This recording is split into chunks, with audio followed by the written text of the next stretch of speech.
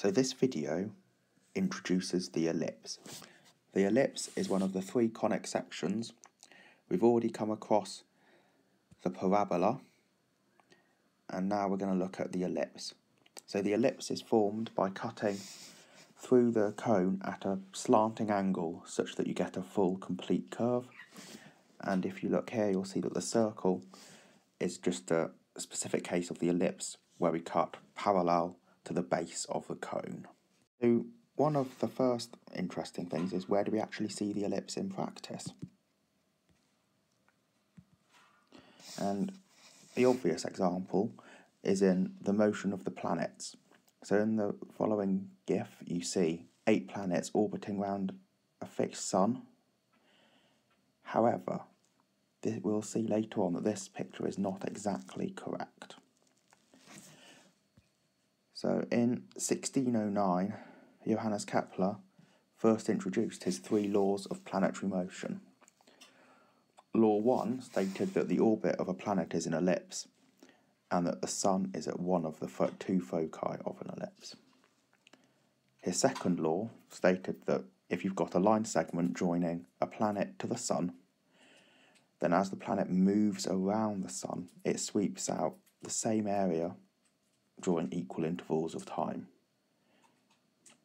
A third law was stated a bit later and shows that the square of the orbital period of a planet is proportional to the cube of the semi-major axis of its orbit. And we can see these important things in the following picture taken from Wikipedia. So the area spread in A1 is the same as A2. The planet is moving in an ellipse where the sun is at F1 and the other foci of that ellipse is F2. And we'll see later on what's special about the foci. Another example of an ellipse in practice is the President's Park in the US, in Washington DC, just behind the White House. Now this is known and can be shown mathematically to be an ellipse.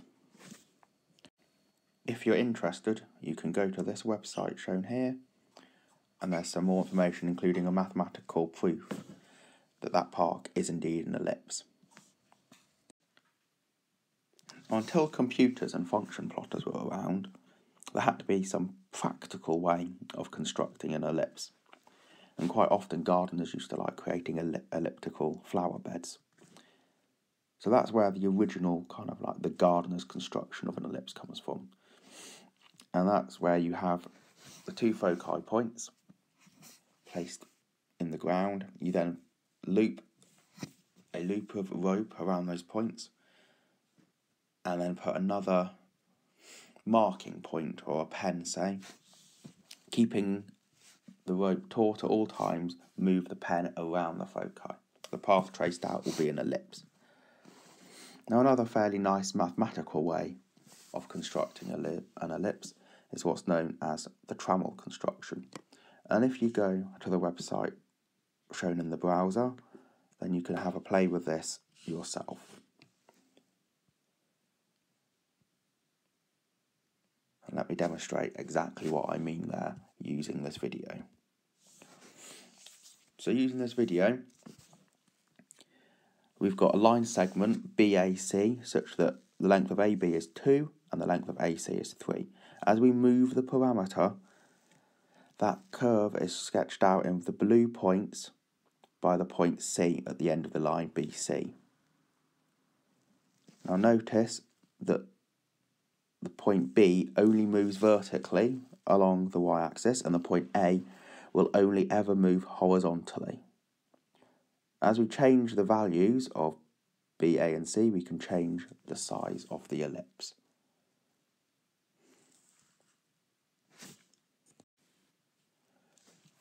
So to explore the ellipse mathematically, we need some way of parameterizing it. And it's obviously quite nice to work this out for yourselves.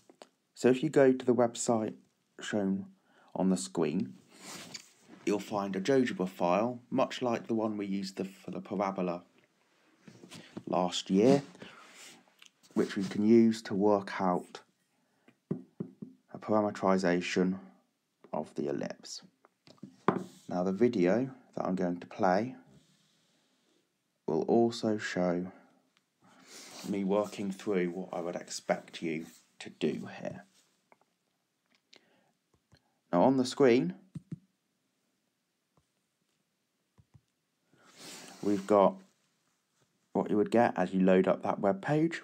You can see that there are 3 sliders, A, B and T. T is going to be the parameter that we can vary. A and B are just going to set the size of the ellipse, as we shall see now. So at the moment, B is less than A. So B will be known as the minor axis, and A would have been the major axis.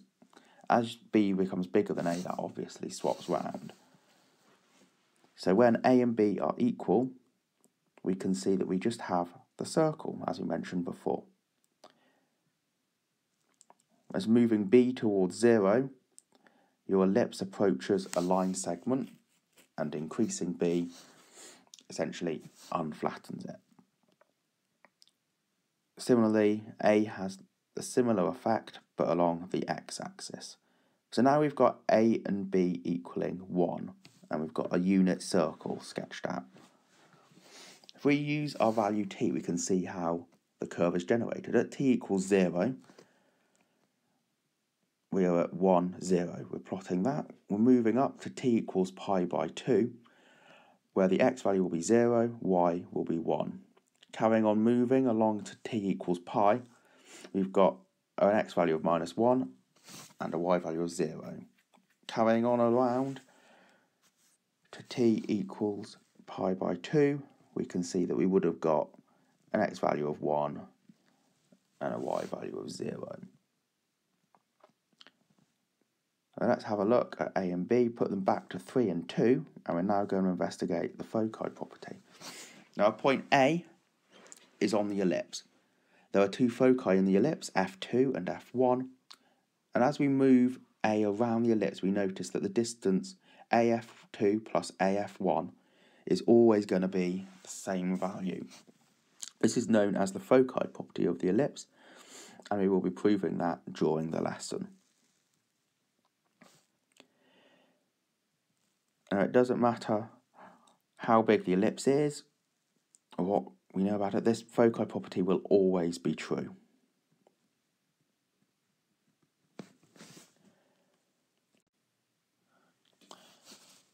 So in that screencast we saw that as we increased our parameter from 0 to 2 pi, the x-coordinate moved from 1 round through to 0, minus 1, back to 0, and then back to 1.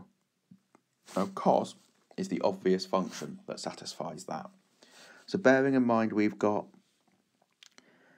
the scaling created by the a parameter, our x-coordinate of any general point on the ellipse is going to be given by x equals a cos t. Similarly, we can derive the fact that the y-coordinate is going to be given by y equals b sine t.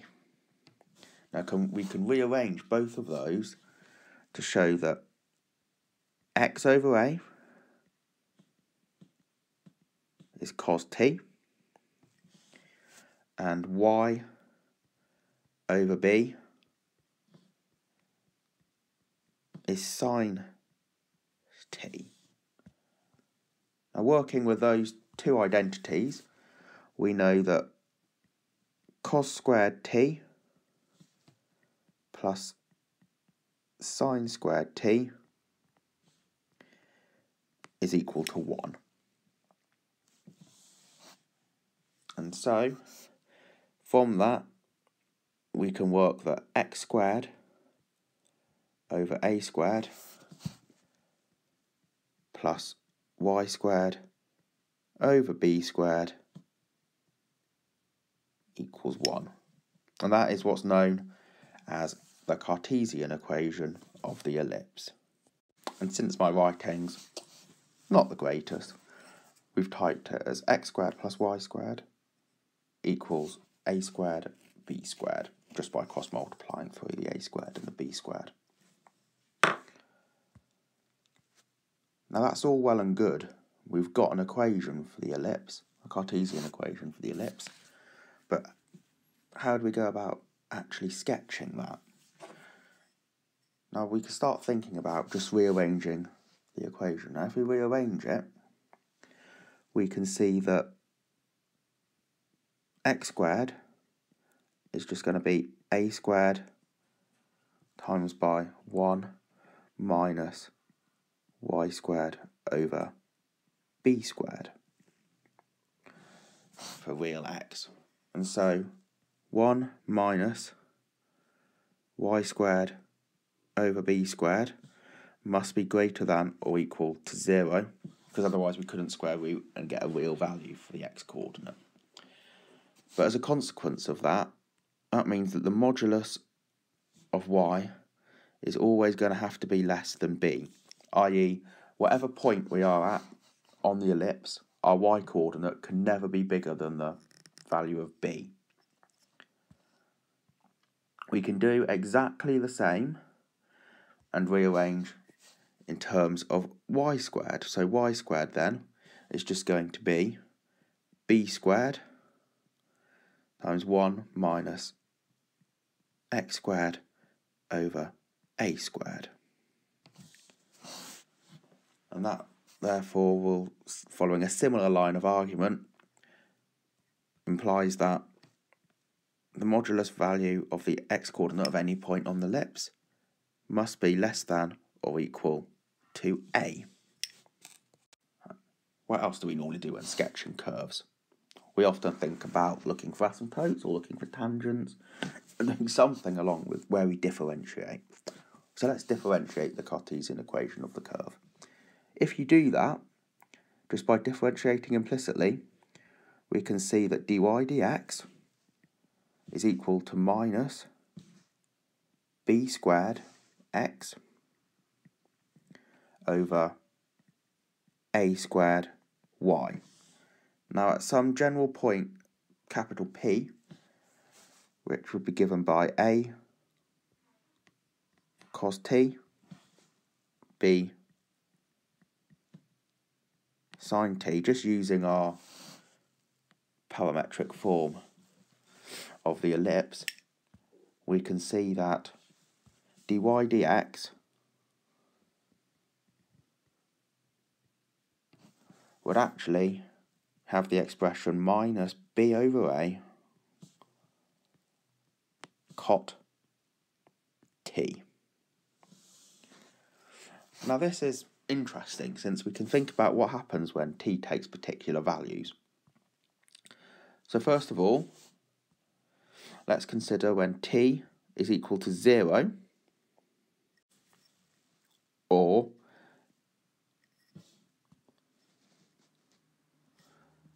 t equals pi, then we're at the points a0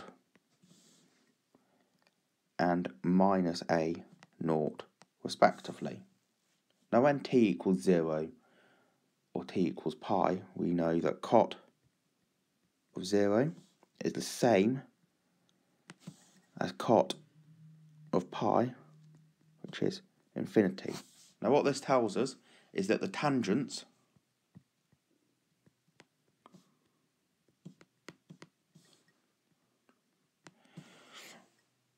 at t equals 0 and pi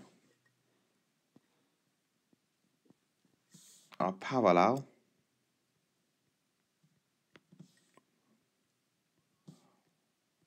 to the y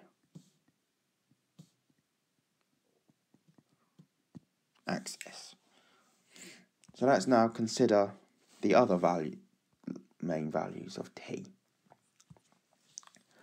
So when t equals pi by 2 or 3 pi by 2, we are at the points 0b and 0 minus b, And we know that cot pi over 2 equals cot 3 pi over 2, which equals 0. Therefore, tangents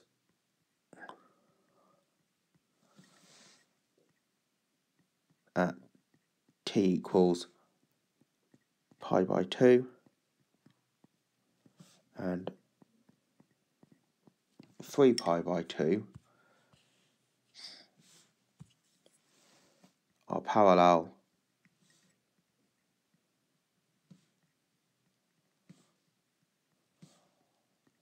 to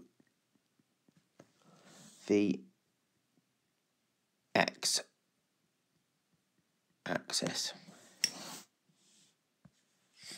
Now this is what enables us to actually draw